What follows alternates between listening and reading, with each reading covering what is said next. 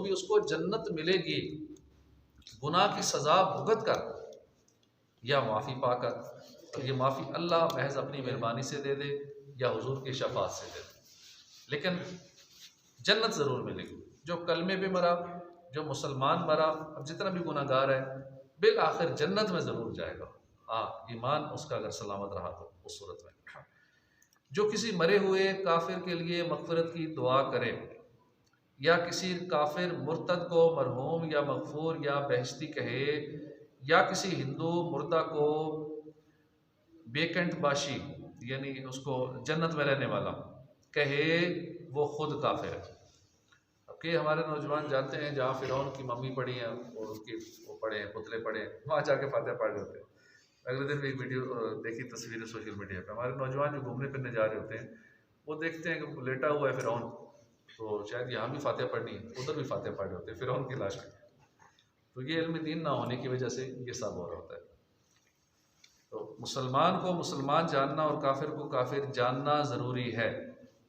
अलबत्ता किसी ख़ास आदमी के काफिर होने का या मुसलमान होने का यकीन उस वक्त तक नहीं किया जा सकता जब तक कि शरई दलील से ख़ात्मे का हाल मालूम ना हो जाए कि कुफर पर मरा या इस्लाम पर मरा। लेकिन उसके ये माना नहीं है कि जिसने यकीनन कुफर किया हो उसके काफिर होने में शक किया जाएगा, इसलिए कि यकीनी काफिर के कुफर में शक करना खुद काफिर होना है।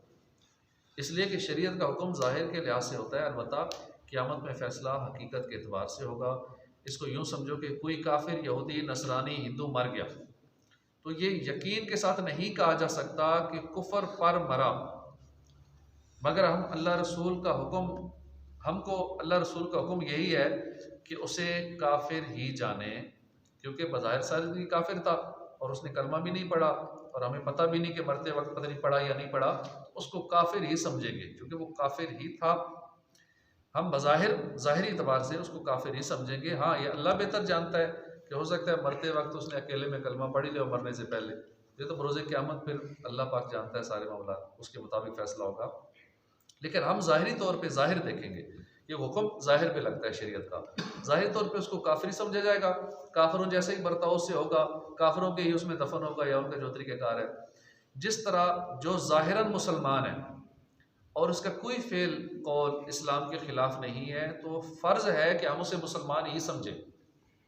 जो मुसलमान है हम उसको मुसलमान ही समझेंगे, ये नहीं कहेंगे नहीं इसने फ़लाँ शिर्क किया था, फ़लाँ जगह कुफ़र किया था, ये हो सकता है ये काफिर हो गया हो। तो यूँ शक की बिना पे कभी भी किसी मुसलमान को हम काफिर नहीं समझेंगे, मुसलमान ही समझेंगे, अगरचे हमें उसके ख़ात्मे का भी हाल मालूम नहीं, ख़ात्मे का पता नहीं कैसा हो, लेकिन मुसलमानों जैसे ही सलूक करेंगे।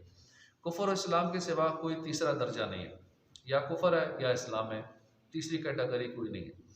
आदमी या मुसलमान होगा या फिर काफिर होगा, या मुसलमान होगा बंदा या काफिर होगा। ऐसा नहीं है कि ना काफिर है ना मुसलमान है, बीच की कोई सूरत ही नहीं। मुसलमान हमेशा जन्नत में रहेंगे, कभी नहीं निकाले जाएंगे। काफिर हमेशा जहन्नम में रहेंगे, कभी नहीं निकाले जाएंगे। अल्लाह के सिवा किसी और को सजदा ताबुदी कुफर है, यानी इबादत की नीयत से सजदा करना अल्लाह के सिवा किसी को भी कुफर है, और सजदा ताज़ीमी ये हराम है।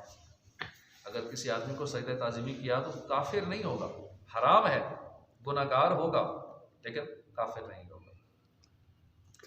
तो इसी तरह बिद्दत की भी पूरी डेफिनेशन है। लोग बात बात पे शिर्क बिद्दत की तस्बीह पढ़ते रहते हैं, शिर्क है बिद्दत है, शिर्क है बिद्दत है, फ़लाँ काम शिर्क है बिद्दत है, 11वीं कर ली तो शिर्क बिद्दत है, 12वीं शिर्क बिद्दत है, मिलाद शिर्क बिद्दत है।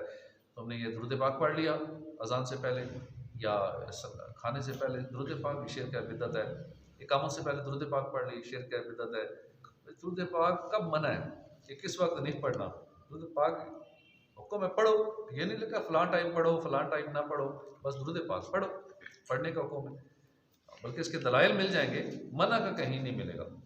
जो भी अच्छा काम है वो अच्छी बिद्दत है, सवाब वाला काम है। तो इसलिए शिर्क और बिद्दत की तारीफ़ हर मुसलमान को पता हो, ताकि कोई भी बद मज़हब ईमान पे डाका ना डाल सके।